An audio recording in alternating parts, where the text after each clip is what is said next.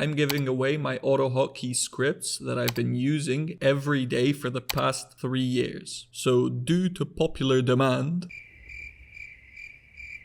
I'm going to give out my scripts, but these scripts are not exactly plug and play. They were made for me, so for them to work, I am going to have to explain things that you might have to change. I was gonna code review so you know what everything does, and then you would know what to change, but ChatGPT says that code review is boring. So I won't code review. Before we get into it, the analytics of my last video looked something like this.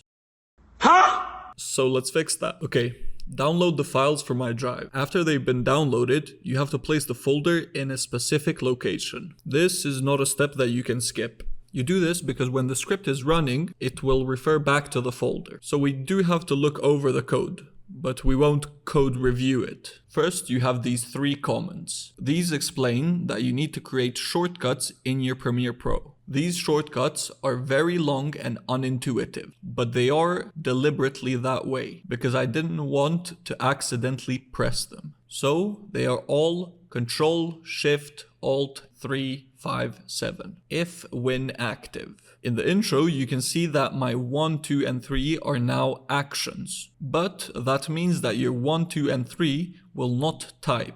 That is why I would recommend a 100% keyboard, so you can use the numpad for typing numbers. But I could get around some of the stuff with if when active. These are here to let the script know to not run when speed and audio gain tabs are up. I just wanted to mention this in case you wanted to add others. Key wait. This looks for the duration that the button was pressed for, but something that you might notice is the comment. As I mentioned, the scripts were made only for me, so there's terribly small documentation or comments or whatever these are. If you need to know what they mean, just translate Albanian to English, but I doubt you'll ever need them. Here we see the script referring to the aforementioned folder. If you're one of those weird guys who doesn't have a default C folder, you'll just have to make sure that the script matches the location of the folder. Pixel search. Pixel search will only look for a certain color in a certain position. But for this to work, Premiere should have default settings, since the script that I created is looking for default Premiere colors. To be exact, this exact hex code. Well, not exact. It's ±1. I did that because I didn't want it to pick up unwanted colors. I don't know, it's probably overkill. If you're having problems with it, I think it's this number that allows the range of the color. Multiple monitors, if arranged in a weird pattern, could also break the script. In my experience, the script runs fine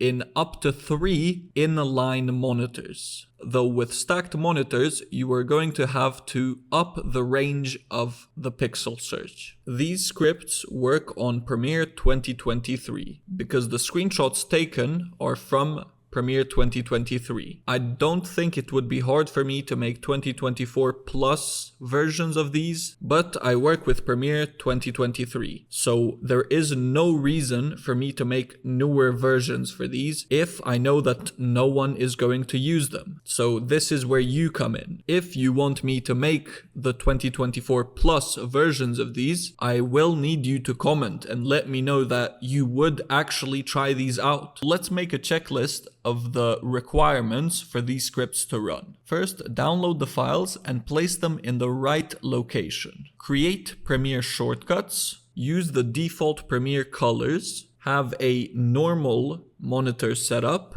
and preferably run as administrator and have a 100% keyboard. As of now, I have 3 known bugs on my scripts. If you use 1 for specific coordinates, try using enter for confirm and escape for cancel or accidental click. You can use your mouse to click off and highlight something else, and this will also stop the script's action. But if you click on timeline, the script won't be able to tell that timeline is already highlighted and will try to highlight it again, resulting in the timeline changing if there is more than one. The second bug is something that would happen to me when I first created the script. Because of block input, which stops your input from your keyboard and mouse, errors in the script would result in the script not fully running and not going through the step of unblocking your keyboard and mouse. This would result in me having to power off my computer violently. But this hasn't happened to me in a very long time. I've also given this script to 2 work colleagues and it works fine with theirs. That is also why I am kind of confident to hand it out. I don't think I'm going to explode anyone's PC. Bug number 3. The third bug is actually what I think is the scariest out of them all. That is because of 2 reasons. One, because I do not know what is causing it, and it has happened to me maybe 3 times throughout these 3 years, so I cannot even recreate it to see what is going wrong. And 2, because of the thing that it does. Sometimes what will happen is everything in your timeline will just get deleted.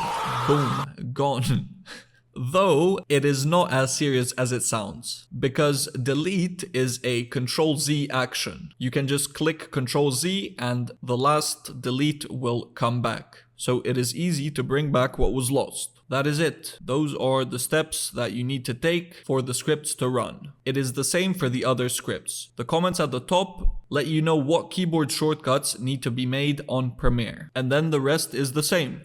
I just want to say one more time, if you do want these scripts for 2024 and up, you will have to comment. That is the only way I will know that people actually want these scripts. The only reason that I'm making this follow-up video in the first place is because of Brody typing, "Let me have them." But for updating them, I'm afraid one will not cut it. So if you want them, write a comment.